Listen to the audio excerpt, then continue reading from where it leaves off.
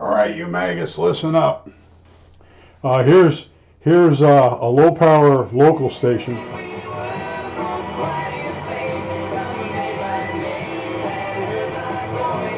It plays basically oldies. Now, you notice I have a DX. Let's see, I have a little bit of sun mess up from being outside.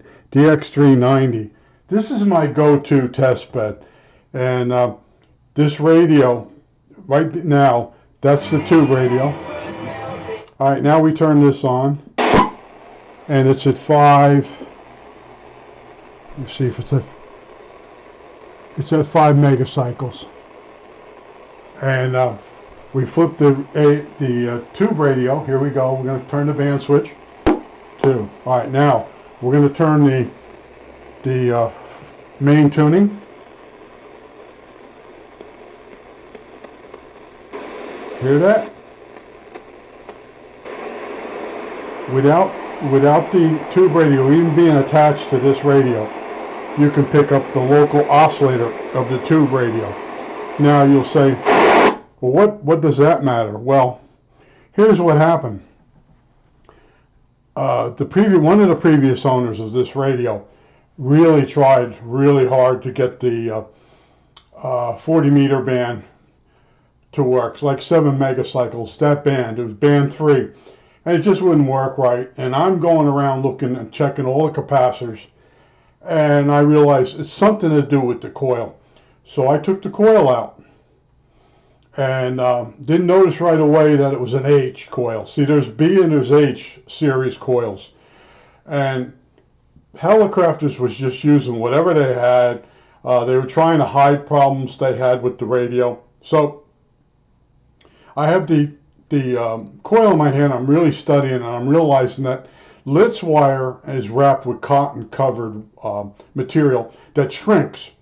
So the coil had been in a hot attic, and the wax on the windings got soft, and the coil shrunk, or the wire shrunk, the cotton on the Litz wire, and it pulled the coil down.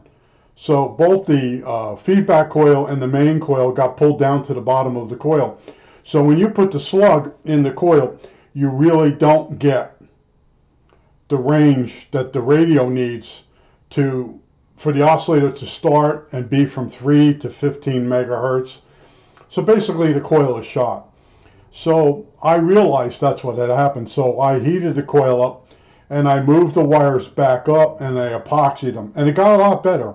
I got more output from the coil and that oscillator and everything, but I just couldn't get it down to 5 megacycles when I went to do my calibrations. So I sat and I decided to go look at all the different Helicrafters. This is an Helicrafters SX42. There's a 43. They tried doing some weird things with the 43 to get the mixer oscillator section to work right. Then I believe it's an SX62, which instead of having a circular dial, it has slide rule dials. And they changed the values of the same tube. I think it's a 7F8. So I kept looking at all the different models that use the same circuit, and they never stopped changing the values in that circuit. And that's because they have a problem with the oscillator might not start back up. So anyway, I know a little bit about making coils, and I knew that I needed to go an extra turn with the feedback loop on the coil. So you got your tune section that tunes out the frequency with the tuning cap, and then you got a feedback loop that keep it oscillating. That goes to the oscillator tube, and they wound the feedback loop counterclockwise. Normally you wind your main tuning winding in one direction, and then you go in the same direction with the feedback loop, and then you somewhere on the coil you put a dot, and that's your polarity of your windings. Well, anyway, I noticed in this radio all the coils all have the feedback winding a certain way, except the band 3, it's reversed, the coil. So I'm like, what the hell? There's something going on that they were trying to get rid of. Well, anyway, I decided that they were trying to fix the oscillator to match the batch of coils they had. They had a bunch of H's and a bunch of B's. And I just decided to rewind. First I drew it all up on a piece of paper, and then I rewound the coil over, the feedback coil over the coil instead of alongside it, knowing that I get a little bit more oomph. And that fixed it. That fixed the fact that it would always start. It lets me go down to 5 megacycles, and it gives me more, the oscillator puts out more output to go to the mixer, which is the same tube. And I got that all working. But when you get really into Helicrafter's SX42, and you go read all the different variants, you'll realize they were having problems with these things. When they were making them, they all weren't operating the same way. It's very, very badly designed radio. I can't say enough bad things about it. But when I saw that it was a tough repair, I needed something to keep myself busy. Now, back to this DX390. This is my favorite radio of all time. And a lot of people, they always hit it with the shoot from the hip guys right away. If you touch the aerial, the front end blows out. I know all about that. In the house, I don't wear shoes. I always have my stocking feet. And my feet are kind of moist. So I never get static shock. So if I walk over and I touch this antenna, it's not going to burn the front end out.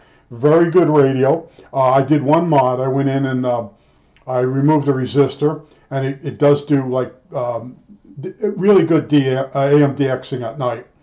And it's very good on batteries. Now I wanted to show you, I do have one of these. Let's make sure we stay in focus. I have one of these because I did a few times. I did a video about this one. This one's very good on batteries. This thing eats them. All right. This I use rechargeable batteries. On this one, I keep batteries in here. Right now I got it on the power adapter. This is my radio that I use when the power would fail.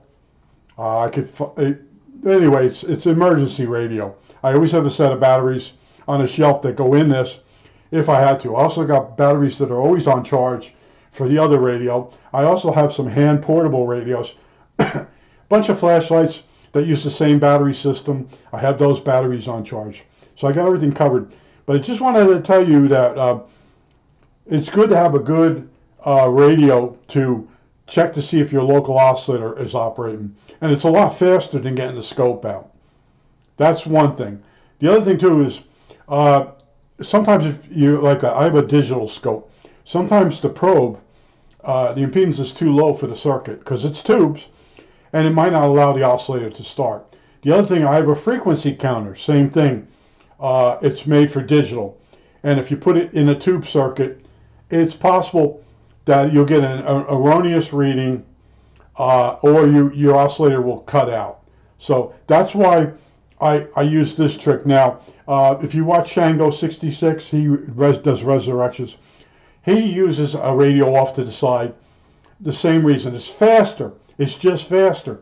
You know, you want to you know what range the oscillator is going to work in. Like you turn this thing on and you move this back and forth. Hear that? You got to know what you're looking for.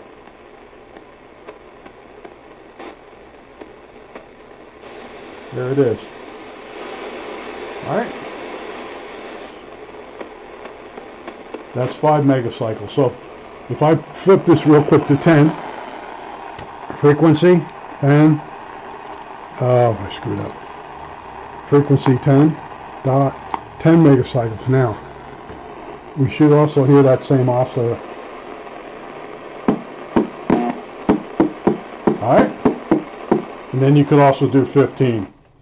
Very fast. Bing, bing, bing. Okay, my local oscillator is working. And then you work from there. That's why you use something like this. Very quick diagnostic tool. I think that's it. All right, that's it.